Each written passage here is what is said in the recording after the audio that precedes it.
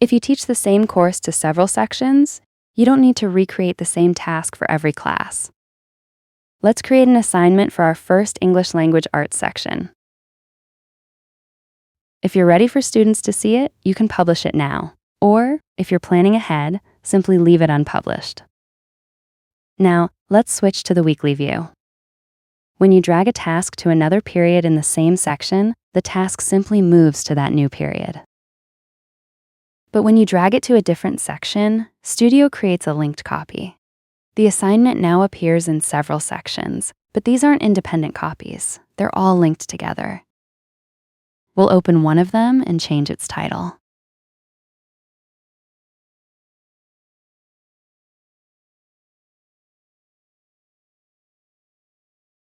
That change now appears in every linked copy. The same applies to the icon, description, enclosures, and other shared task details. This means that you only need to maintain one assignment, even when you're teaching several sections.